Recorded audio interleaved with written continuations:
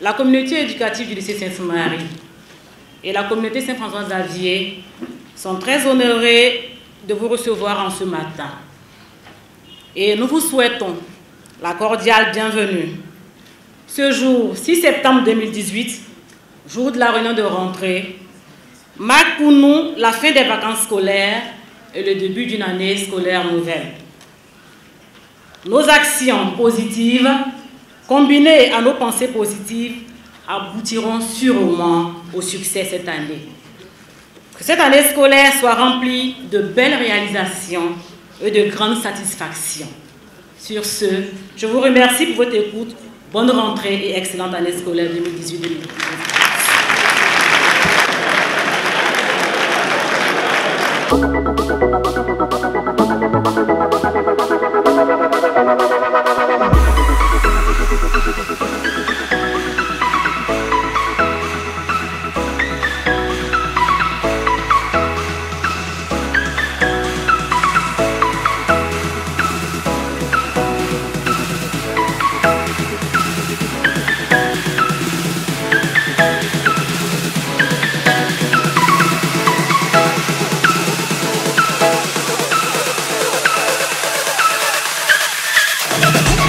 Madame le ministre de l'Éducation nationale, de l'enseignement technique et de la formation professionnelle, Madame et Messieurs les ministres, Monsieur le secrétaire d'État, Mesdames et Messieurs, en vos rangs, grades et qualités et tout protocole respecté, voici comment l'année scolaire 2018-2019 va s'articuler dans le général comme dans l'enseignement technique.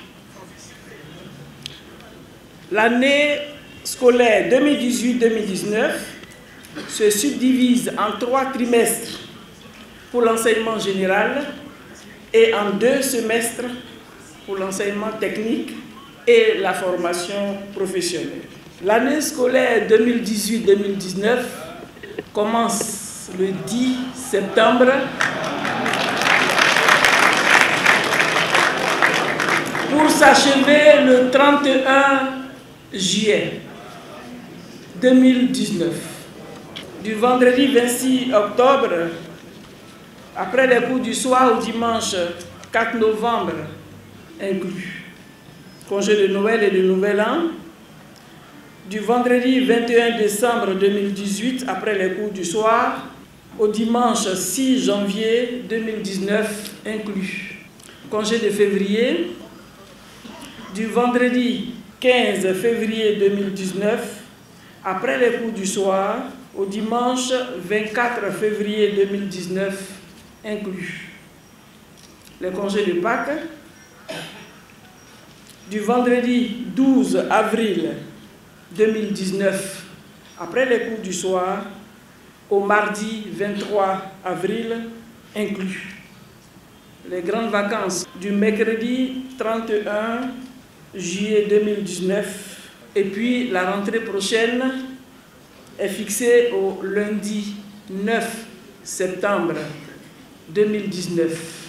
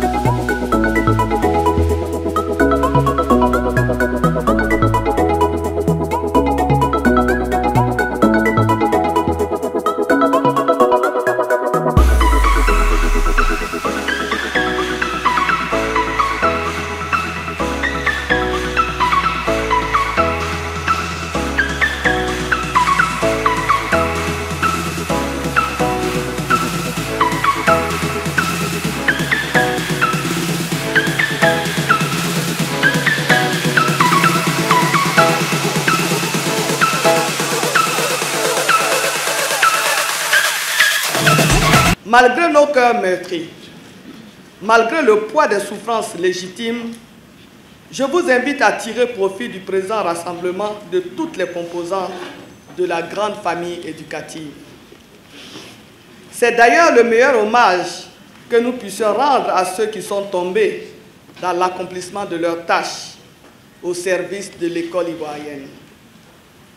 En vous souhaitant la bienvenue à cette réunion qui pose les jalons de l'année scolaire 2018-2019, je vous exhorte à relever la tête et à explorer les promesses de l'avenir. Mesdames et messieurs, nous voici donc réunis, mobilisés pour sonner la charge avant de rejoindre nos services pour 9 mois de travail. Cette rencontre a certes la saveur d'une tradition bien établie, mais je veux qu'elle revête un caractère particulier. En effet, aucune année scolaire ne ressemble à une autre.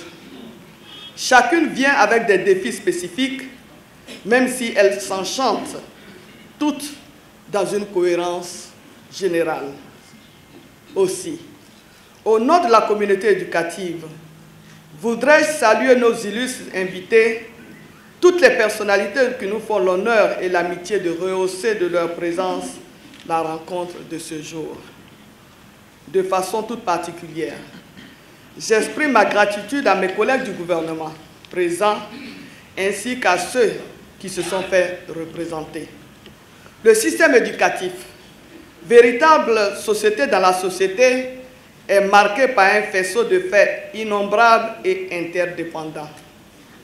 Il serait audacieux de vouloir faire ici le bilan exhaustif de l'année écoulée, tant les faits et les circonstances foisonnent.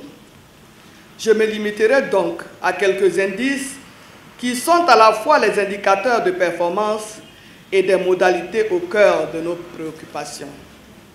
À titre d'exemple, pendant l'année scolaire écoulée, nous avons constaté avec satisfaction l'amélioration des résultats.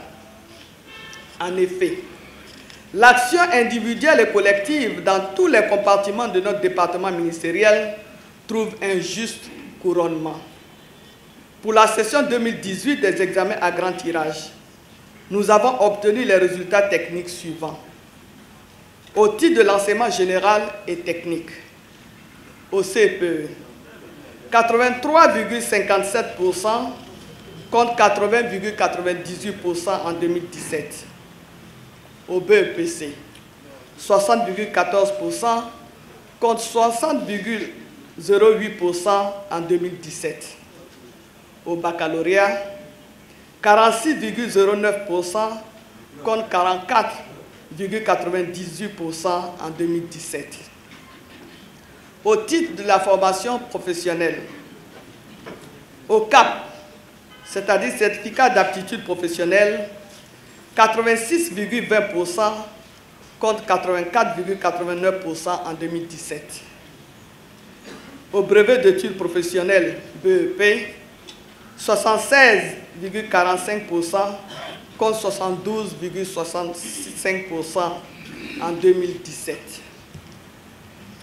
Au BT, brevet de technicien, 87,22% contre 75,35% en 2017. Au BP, brevet professionnel, l'examen de la session 2018 est en cours. La poursuite de la politique de gratuité au primaire et de la protection sociale. Le renforcement de notre stratégie managériale. La promotion des pratiques de bonne gouvernance. Le renforcement de l'encadrement et du suivi-évaluation. L'augmentation du quantum horaire. L'assainissement de l'environnement scolaire. La promotion du dialogue social en milieu scolaire. La promotion de la scolarisation des filles avec un accent particulier sur la lutte contre les grossesses en cours de scolarité et le mariage précoce. La promotion de l'éducation aux IST et au VIH-Sida. L'usage accru de l'outil informatique dans le pilotage et la gouvernance du système.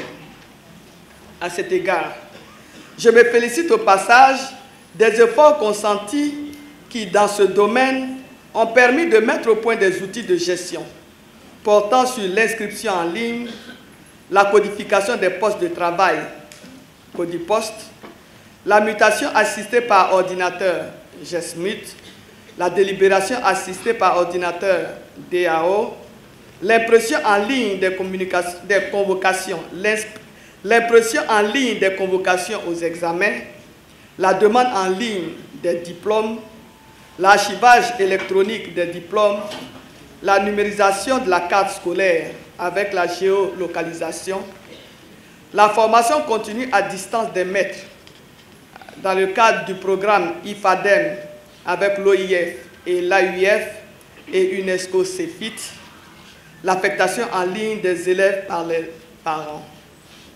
Cette liste paraît longue, mais elle n'est pas exhaustive. J'encourage nos équipes à poursuivre dans cette voie pour permettre à notre système éducatif d'assurer avec efficacité son rôle de service civique. Dans la dynamique d'améliorer la qualité de notre système éducatif, des réformes majeures sont en cours. Il s'agit de la poursuite de la réforme du collège, la formation initiale des instituteurs qui s'étend désormais sur 3 ans, le renforcement du module de préscolaire dans la formation initiale des instituteurs, l'extension de l'expérimentation de la prise en charge des élèves en situation de handicap auditif ou visuel au primaire et au collège, la mise en œuvre du contrat d'objectifs et de performance que nous appelons COP, l'évaluation et le classement annuel des établissements d'enseignement secondaire publics et privés, la poursuite de la réforme de l'enseignement technique de la formation professionnelle en vue de répondre au mieux aux besoins de qualification et de réaliser l'adéquation entre la formation et l'emploi. Je vous exhorte tous à vous approprier ces réformes et à vous engager activement dans leur mise en œuvre. L'école doit être entièrement et efficacement dédiée à l'épanouissement de l'enfant. Elle devient inopérante quand l'apprenant n'y trouve pas les conditions de son bonheur. Nous devons donc protéger les enfants en milieu scolaire en transformant l'univers de l'apprentissage en un paradis pour les enfants dont nous avons la charge. Cette disposition, que nous devons assumer avec générosité et altruisme, est la première condition de réussite de la politique de scolarisation obligatoire en vigueur dans notre pays depuis 3 ans. En prenant cette loi, le président de la République a voulu que l'école soit l'instrument de la construction de l'individu afin qu'il devienne lui-même un agent de développement au service de la communauté.